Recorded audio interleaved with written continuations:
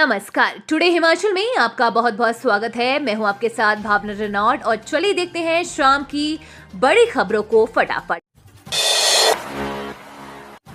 E-KYC करवाने के लिए अब 5 साल तक के बच्चों को छूट। खाद्य आपूर्ति विभाग ने लिया फैसला। अब हिमाचल प्रदेश में 5 साल आयु से कम उपभोक्ताओं को और बच्चों को खाद्य आपूर्ति विभाग की ओर से ई-केवाईसी करवाने के लिए छूट दी जा रही है।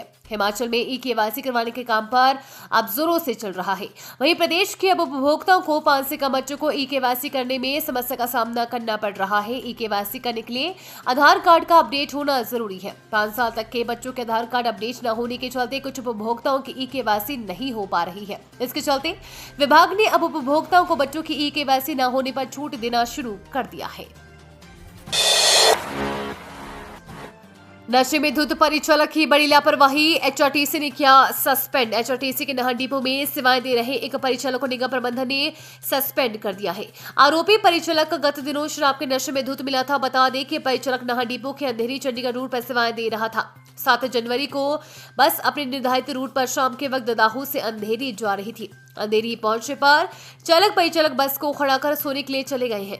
इस बस में संग्रहार से सटे क्षेत्र का निवासी रमेश चंद भी सवार था, जो अपने गंतव्य स्टेशन पर न उतरकर अंधेरी पहुंच गया था। बस में सवारी होने की भनक चालक परिचालक को भी नहीं लगी।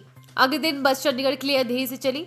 अगले स्टेशन पर पता चला कि एक व्यक्ति बस में अचेत अवस्था में है। बस ददाहू पहुंची तो उक्त व्यक्ति को अस्पताल ले जाएगा, जहां डॉक्टर ने उसे मृत घोषित कर दिया। इस बीच पुलिस ने बस के परिचालक का मेडिकल भी कराया, साथ ही विभागीय जांच भी की गई। मेडिकल जांच में परिचालक द्वारा शराब का सेवन करने की पुष्टि हुई है, जिसके चलते उसे सस्पेंड कर दिया गया है। 10वीं और 12वीं कक्षा में 3 अलग अलग सीरीज में ही आएंगे प्रश्न पत्र। पैटर्न में बदलाव। हिमाचल प्रदेश स्कूल शिक्षा बोर्ड मार्च में होने वाली 10वीं और 12वीं कक्षा की वार्षिक परीक्षाओं में इस बार भी A, B और C सीरीज में ही प्रश्न पूछेगा। शिक्षा बोर्ड ने इस शैक्षणिक सत्र में प्रश्न पत्र का पैटर्न बदलने की बात कही थी। 10 में एक ही प्रश्न पत्र में दिए गए प्रश्नों को A और B और C सीरीज में आगे पीछे करके पूछने की बात कही थी, लेकिन मार्च में होने वाली परीक्षाओं में इस बार ये व्यवस्था नहीं होगी। बोर्ड प्रबंधन का दावा है कि शैक्षणिक सत्र 2024-25 की मार्च में होने वाली परीक्षाओं के दौरान प्रश्न पत्रों के पैटर्न को बदलेगा। स्कूल शिक्षा बोर्ड अब एक ही प्रश्न पत्र तैयार करेगा, लेकिन इसे A, B और C सीरीज में ही परीक्षार्थियों को वितरित करेगा।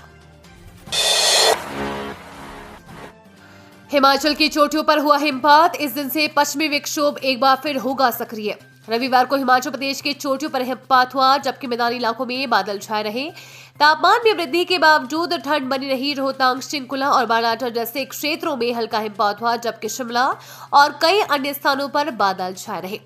अटल टनल रोहतांग, जो 4 दिन तक बंद थी, अब पर्यटकों के लिए फिर से खोल दी गई है। हालांकि केवल 4 व्हील ड्राइव वाहनों को ही यहां आने की अनुमति है। मनाली में दिन भर बादल रहे, लेकिन हिमपात की उम्मीद लगाए पर्यटकों को निराशा का सामना करना पड़ा। राजस्व सदन में चोर आया था चोरी करने, लेकिन खुद शराब पीकर वहीं सो गया। घुमारवीं के एसडीएम खराली स्थित राजस्व सदन में एक अजीब घटना घटी, जब एक चोर चोरी करने आया, लेकिन नशे में धुत हो गया और अंततः अपने ही किए गए अपराध का शिकार हो गया। ये मामला महेश नामक एक व्यक्ति से जुड़ा है, जो उत्तर प्रदेश के जिला संभल के गांव लेहरावन का निवासी है।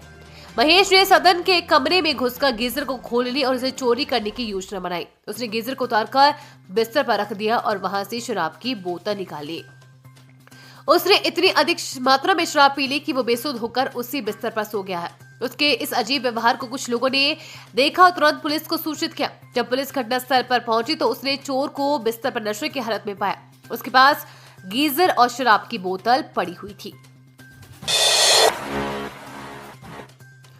किसान बोले, वेतन आयोग के लिए पैसा, एमएसपी के लिए क्यों नहीं। केंद्र सरकार की ओर से केंद्रीय कर्मचारियों के लिए 8वें वेतन आयोग का गठन करने के फैसले पर हिमाचल के किसान बागवानों ने सवाल खड़े किए हैं। किसानों का कहना है कि केंद्र सरकार के पास वेतन आयोग के लिए पैसा है, लेकिन किसानों को एमएसपी देने के लिए सरकार की जेब खाली है। केंद्र सरकार की दोहरी नीति से किसान संगठन असंतुष्ट है। किसान बागवान संगठन स्वामीनाथन आयोग के अनुसार एमएसपी देने की मांग कर रही है। हिमाचल के बागवान सेब उत्पादन की बढ़ती लागत के मद्देनजर पिछले कई सालों से सेब पर न्यूनतम समर्थन मूल्य की मांग उठा रहे हैं। हिमाचल में अवैध खनन रोकने के लिए गठित होंगे उड़नदस्ते। सीमावर्ती जिलों में दिन रात होगी निगरानी। हिमाचल में अवैध खनन रोकने के लिए उद्योग विभाग उड़नदस्तों का गठन करेगा। अवैध खनन करने वालों पर कार्रवाई के लिए फ्लाइंग स्क्वाड को गाड़ियां उपलब्ध करवाई जाएंगी। प्रदेश के सीमावर्ती क्षेत्रों में और जिलों में फ्लाइंग स्क्वाड दिन रात निगरानी करेंगे। अवैध खनन को रोकने के लिए सहायक खनन अधिकारियों की भी तैनाती की जा रही है। उद्योग विभाग के खनन विंग के अधिकारियों के अलावा होमगार्ड के जवान फ्लाइंग स्क्वाड में शामिल होंगे। धामी सुनी मार्ग से सैंजू खड्ड में गिरा ट्रक, 2 सगे भाइयों की मौत। हिमाचल प्रदेश के शिमला जिले की धामी सुनी सड़क पर एक ट्रक अनियंत्रित होकर सैंजू खड्ड में गिर गया। हादसे में 2 सगे भाइयों की मौत हो गई है। हादसा रविवार रात करीब 1 बजे का बताया जा रहा है। मृतकों की पहचान ट्रक चालक दिनेश कुमार पुत्र बाबूराम गांव ढेरा डाकघर अर्की और इसका बड़ा भाई विनोद कुमार के रूप में हुई है। दोनों सीमेंट की सप्लाई लेकर रामपुर की ओर जा रहे थे।